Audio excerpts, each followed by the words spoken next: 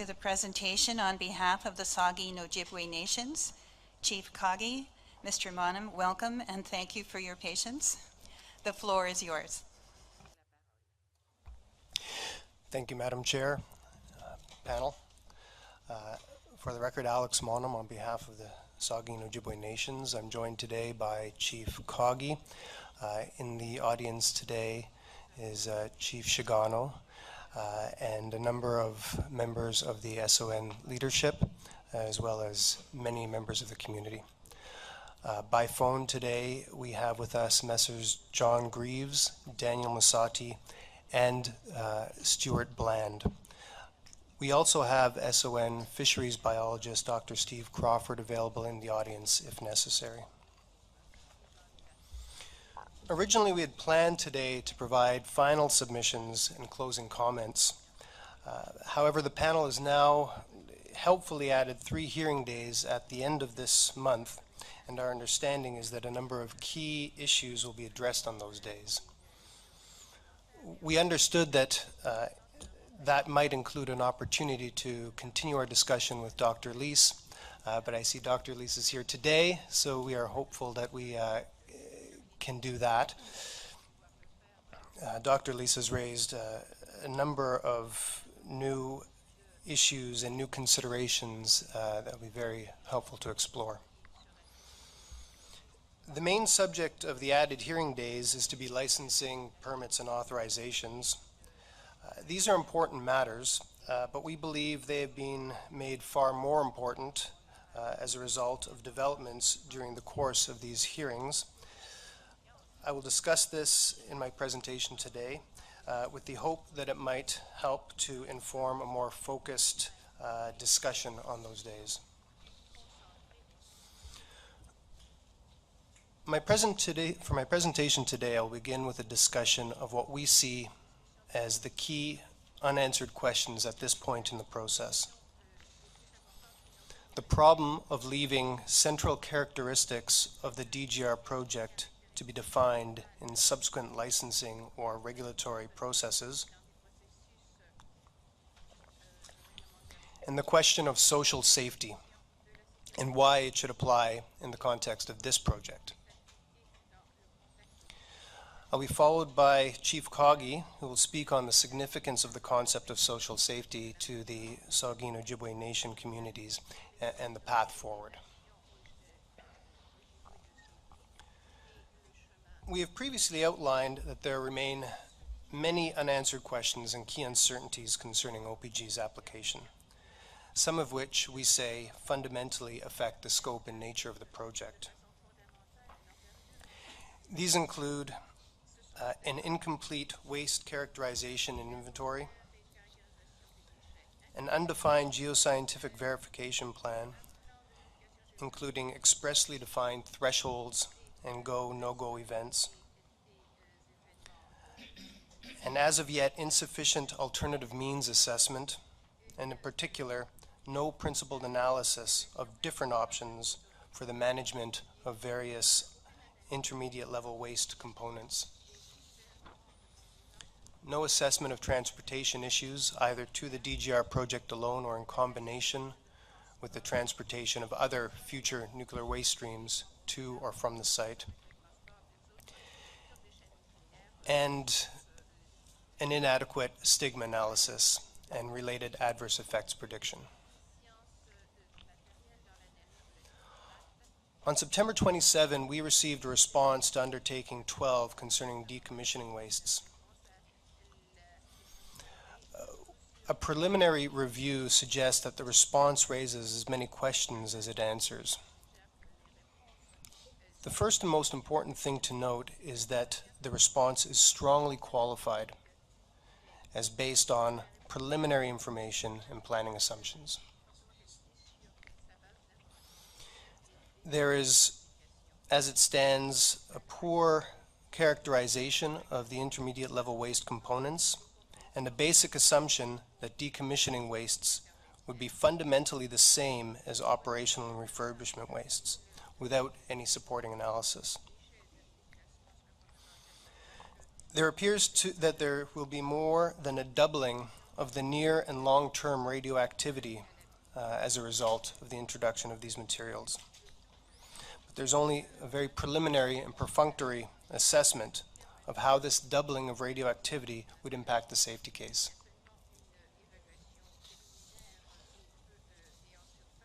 We have no analysis of the consequential design changes, no assessment of how the potential increased volume could be accommodated, or whether low-level waste could be displaced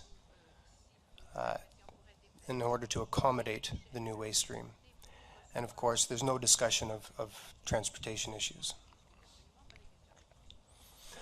From the perspective of SON, this is inadequate. As we have stated before, this appears to be a new and materially different application for the project. And we are still left very unclear on the potential implications of this change or when we can expect they will be addressed. I will discuss shortly that we believe this is not acceptable for decisions of this type to be postponed to future regulatory processes.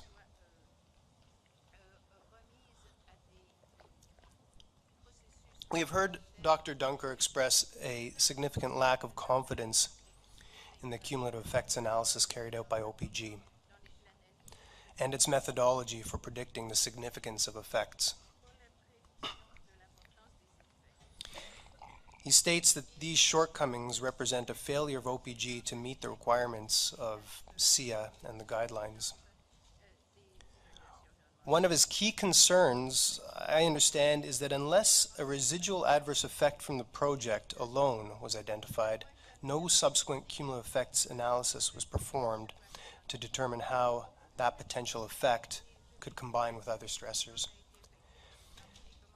It was clarified for us that this approach was applied to potential impacts on the Lake Huron aquatic environment.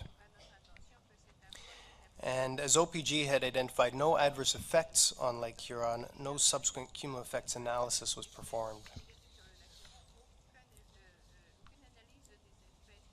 This is obviously a concern to SON, particularly when taken in conjunction with the uncertainties that have been raised about the adequacy of the stormwater management pond, and perhaps the response to the undertaking we have just heard clarifies some of these uncertainties, but we haven't had time to assess that, and it sounds like there's still uncertainty still remains.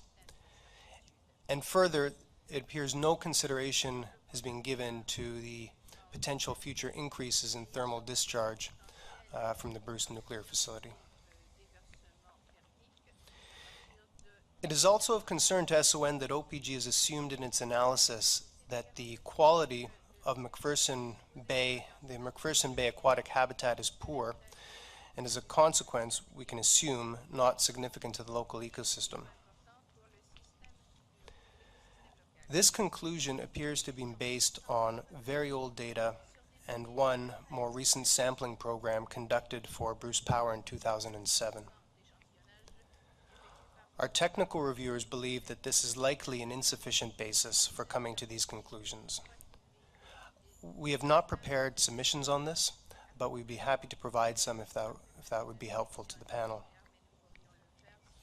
As we did indicate in our written submissions, SON is currently sponsoring a research program in collaboration with Bruce Power, the University of Guelph, McMaster University, to assess impacts from the Bruce facility on Lake Whitefish. Included in this is a study to identify, discriminate, and understand Lake Whitefish populations. SON and its researchers have long maintained that this represents a gap in our current understanding of the Lake Huron aquatic environment, and that this makes it very difficult to understand the significance of various impacts on Lake Whitefish. As part of this research program, researchers from the University of Guelph plan on carrying out a sampling program within McPherson's Bay and the surrounding embayments in early 2014. We believe it's premature to draw any conclusions about the quality of that habitat and the potential impacts from releases until our baseline understanding of the area is more complete.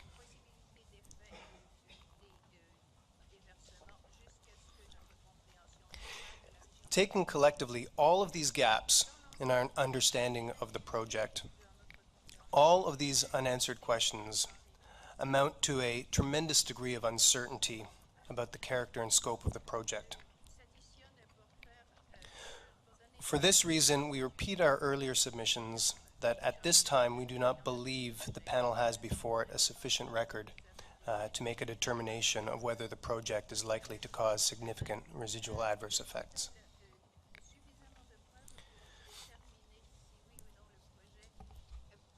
In my opening, I stated that the added 3-day session at the end of this month has increased in importance.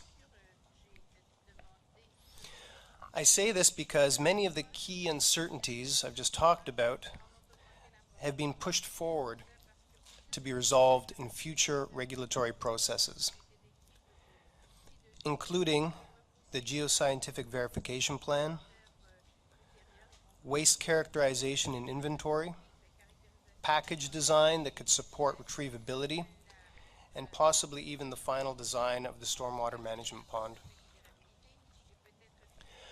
Most importantly, however, we now understand that whether this facility can be used for decommissioning wastes and on what basis could largely be decided in future regulatory processes.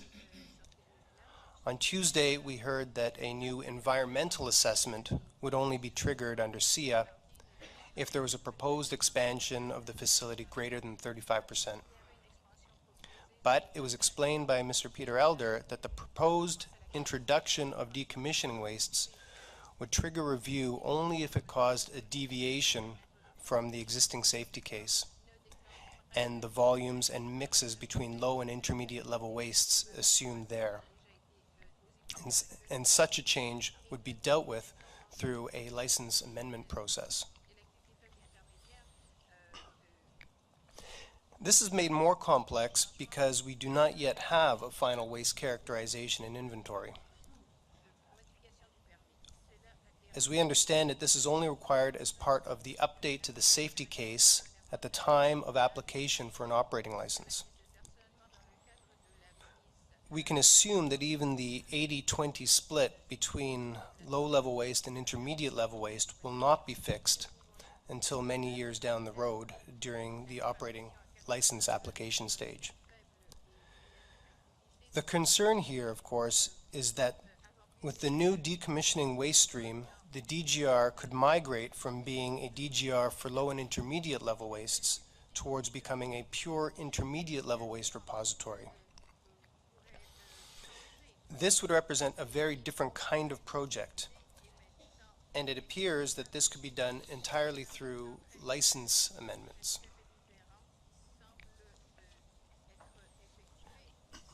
There are 3 kinds of problems with this approach to leaving key design elements to be determined in downstream regulatory processes. First, the function of this review and all EAs is quite different than the function of regulatory processes. The purpose of an EA is to assist in decision making. It's designed to help us consider whether a project such as this one should go ahead or not. The guidelines capture this well. I quote, "Environmental assessment is a planning tool used to ensure that projects are considered in a careful and precautionary manner in order to avoid or mitigate the possible adverse effects of development on the environment and to encourage decision makers to take actions that promote sustainable development and thereby achieve or maintain healthy environment, healthy economy."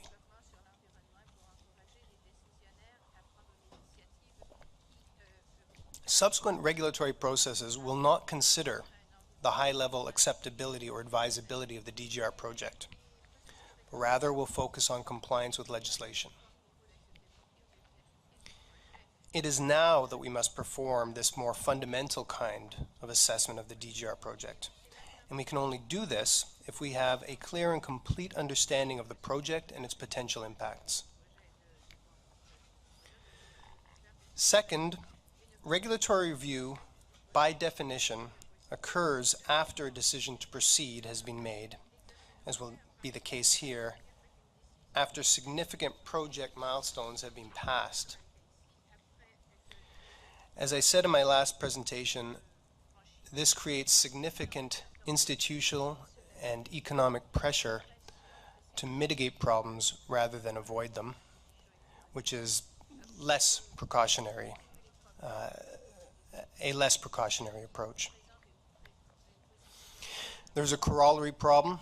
If a project is approved and constructed, and we only learn subsequently of critical design problems, we are exposed to tremendous wasted effort and expense. For example, if it is the intention of OPG to use the DGR as a repository for all Pickering decommissioning waste, we ought to consider now whether that waste mix between LLW and ILW and the total volume of ILW could possibly meet the safety case that is the basis of this review. We should not find this out after the construction of the DGR is complete. Lastly, regulatory processes, including those of the CNSC, do not provide the same level of public engagement as a full environmental assessment. Licensing processes are inherently more technical in nature. Issues are far more tightly scoped, preventing broad consideration of issues, and hearings, if required at all, will be time constrained and with significantly less opportunity for public participation.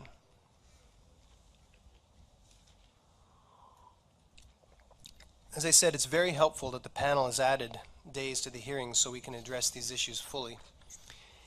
And in order for that session to be as productive as possible, I suggest the panel might consider directing OPG and CNSC to provide key information in advance, including identification of which project design features, characteristics, and components, including study, monitoring, and verification plans, will be determined or finalized in subsequent processes. An explanation of the stages at which each of these elements will be finalized and subject to review. A description of the regulatory procedure through which each will be reviewed, including a description of the opportunities for public participation, and a clear identification and explanation of triggers for various licensing amendments or other review processes, especially in regard to changes in waste streams, mixes, and volumes. I appreciate that much of this information is likely already in the record, but it appears to us that a significant amount of new information has been presented during these hearings, and it will be very helpful to have a clear, current, and consolidated document on the record. To conclude on this point, for SON and others to have confidence in the development and review of the project and confidence in the project itself, it is critical that we have an understanding of the full project before us now. If it is reasonable to leave certain technical details to be determined at a future date, we need to understand that. And we need to have comfort that these really are technical details and not critical aspects of the project that ought to have been decided at an earlier point.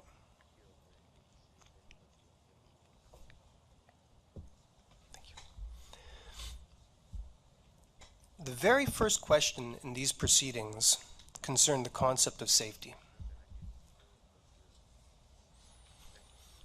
The question was asked about the differences between safety as regulated and safety as perceived, and whether OPG's concept of safety encompassed a broader perspective.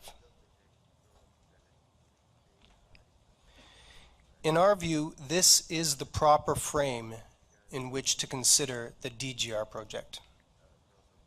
That is, not only should we consider the safety of the project from a regulatory perspective, but also from the perspective of perceived safety of the project.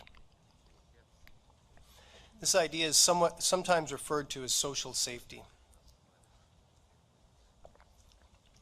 As the panel knows very well, the concept of social safety was first fully articulated in the Canadian context by the Seaborne panel in its review of AECL's concept for a used fuel repository. That panel was asked to determine whether AECL's concept was a safe and acceptable response for the long-term management of nuclear fuel wastes. The panel defined these terms. It stated, by safe, the panel means meeting, on balance, criteria for safety as interpreted both from a technical and social perspective. By acceptable, the panel means broad societal consensus that the proposed course of action is the best available, taking into account ethical, social, technical, and economic views. Although the Seaborne panel was here considering a concept rather than a specific project, they did note that, quote, although public acceptance might be demonstrated at the conceptual stage, it would have to be demonstrated again at the site and design specific stages before the concept could be implemented. As you know, that panel ultimately concluded that while AECL's concept had been demonstrated to be technically safe, it had not been demonstrated to be safe from a social perspective. That panel's work has become the foundation of our current law and policy respecting the management of nuclear fuel wastes. In our written submissions, we have said that the concept of social safety, including public acceptability, must be applied to the current project. And we said so for very basic reasons.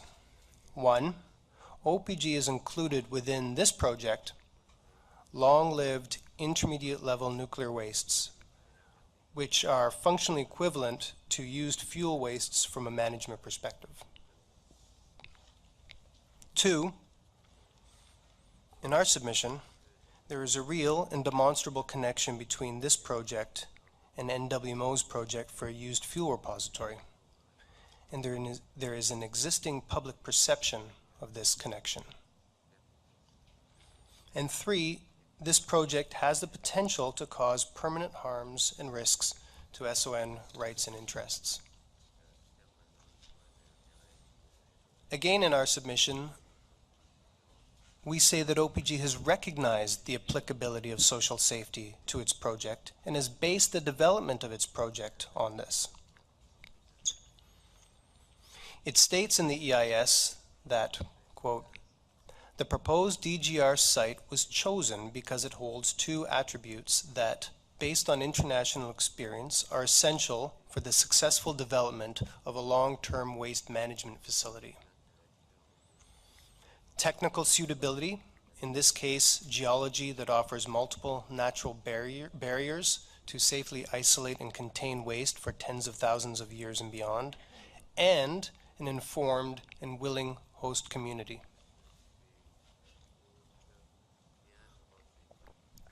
As we all now understand, the willing host community concept is a central aspect of social safety and public acceptability.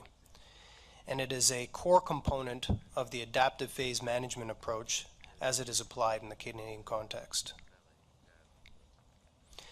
And as we heard from Dr. Leese on Tuesday, it is also now understood as a necessary aspect for the successful siting of any DGR project or other hazardous waste disposal facility. We have said that social safety requires, at a minimum, that OPG employ best practices in the definition, siting, and development of the project, that there be demonstrable public confidence in the integrity and completeness of the work, and a credible demonstration of public acceptance and support. OPG has done significant work towards achieving these requirements. It's clear from the record and in these hearings. OPG has done much credible and defensible work on technical matters. It has made its work publicly available and provided opportunity for testing.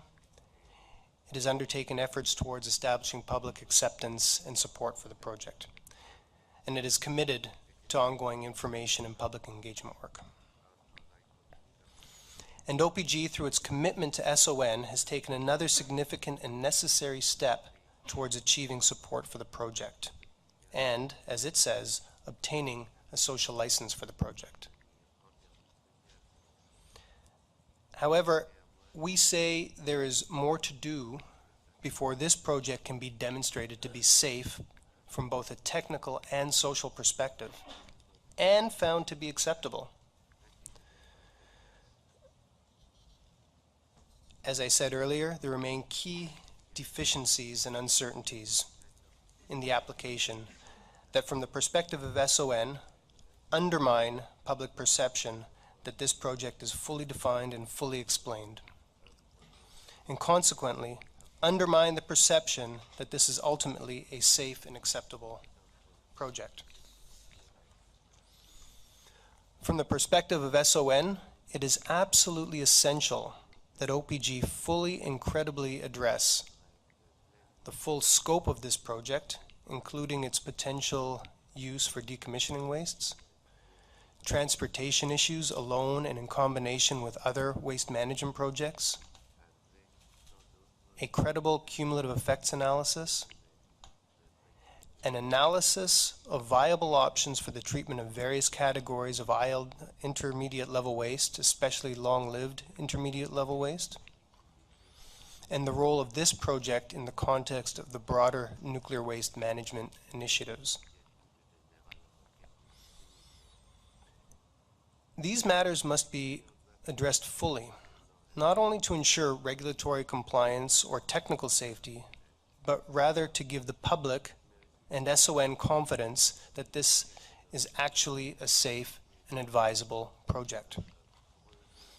And ultimately, to permit a credible demonstration of public acceptance and support for the project.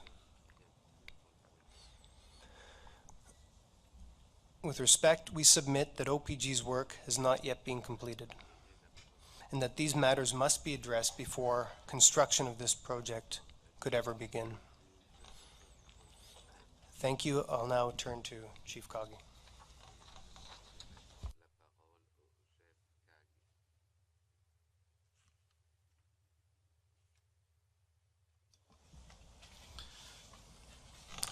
Good morning, Madam Chair and members of the panel.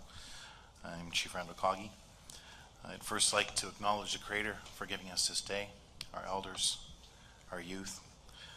I'd like to acknowledge the leadership and community members that are in the audience today, as well as Chief Shigano and Chief Joe Muskokuma, who's come to offer SON support in their submissions today.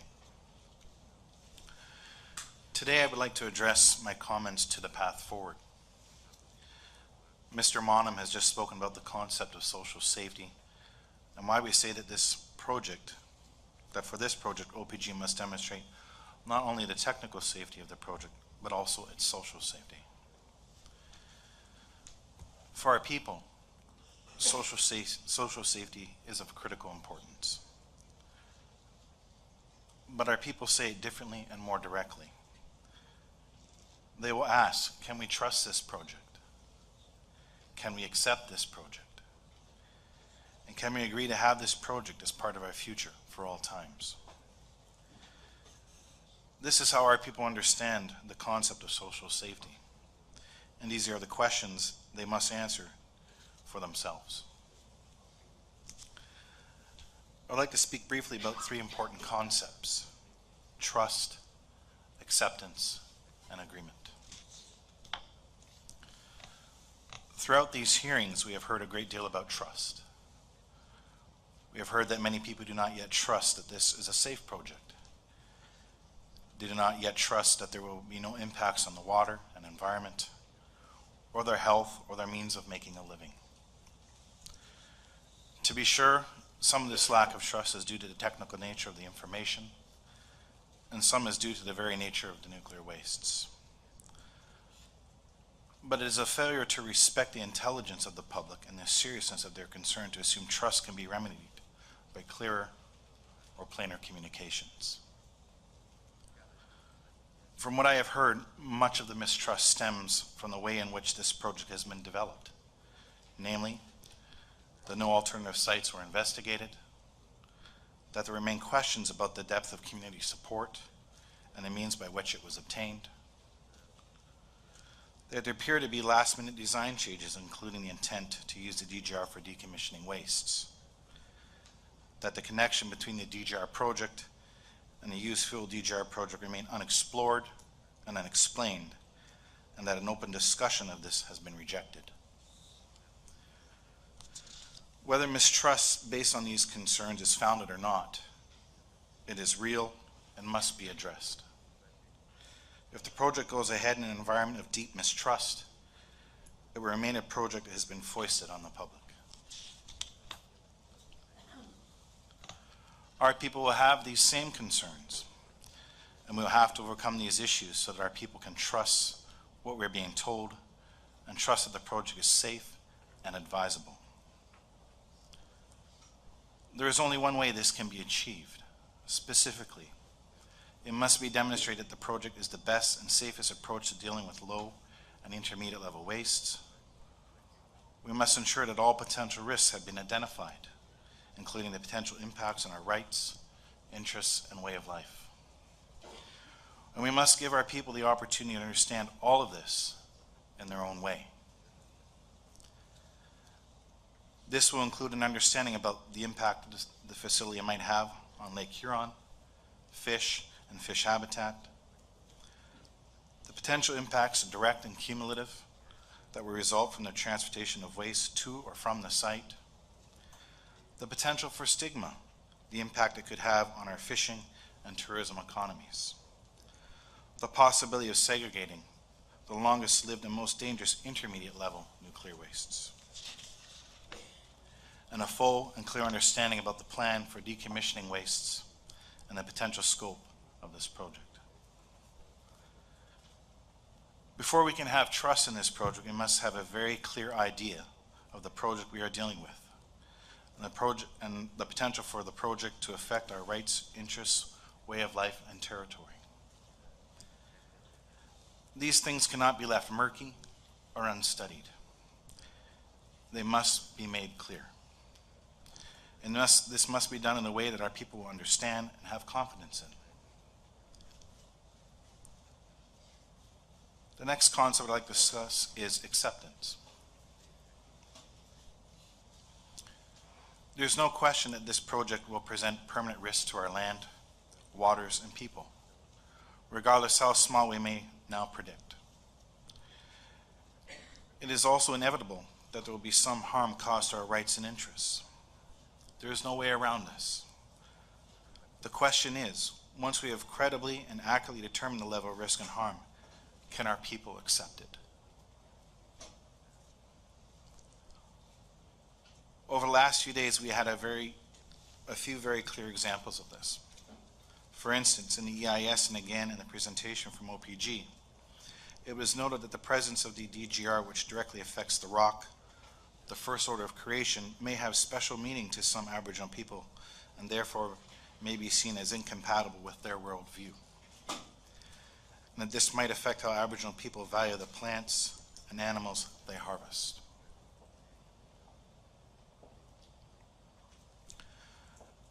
The response to this has been, and I quote, that all plants and animals will continue to be exposed to radiation from a variety of natural and man-made sources, and the radiation doses they receive from the DGR project are expected to be less than the levels at which there may be potential effects on populations. Therefore, there are no tangible reasons for Aboriginal people to change how they value plants and animals they harvest for traditional purposes.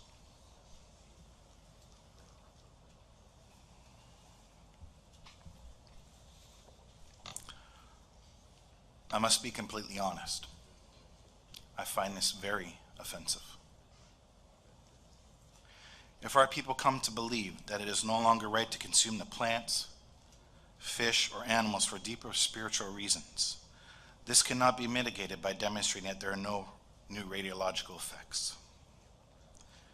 This harm to our people is not one that can be easily mitigated. It must be accepted. Dr. Leese raised another example on Tuesday. Dr. Leese suggested that it would be difficult to predict whether the DGR project would stigmatize the local tourism industry or food industry. He suggested that this should be monitored and, if an effect is determined, should be mitigated. As you have heard, our commercial fishery is in a very critical place right now. We have fought over a century of degradation and exclusion. We are now only in a position to rebuild. Our fishery may not be able to withstand the blow of stigmatization it could cause. This cannot be compensated for by money, and it cannot be relocated or reinvented. The only thing to do is for us to understand the real risks, plan for any realistic and acceptable mitigation measures, and then accept the risk that remains. Nobody is offering any guarantees that there will be no impacts, only predictions on the likelihood of those impacts. Nobody but Saugeen and the other residents of the territory will be asked to bear the cost of those impacts. We must allow our people to make the decision about whether they are prepared to accept these risks and harms, regardless of how small or large they may turn out to be, and on what terms they are willing to accept them. Finally, the concept of agreement.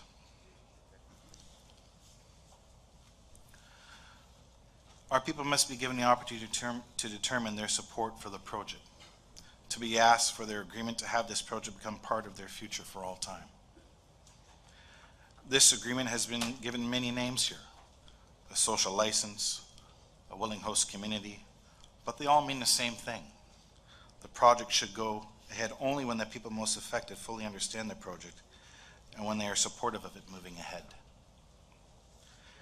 This is recognized as best practice, and this is the basis of the commitment made between Saugeen and OPG. Madam Chair, you have asked us more than once to give you a better understanding of the Saugeen OPG commitment and process. As you have heard from both us and OPG, these are early days.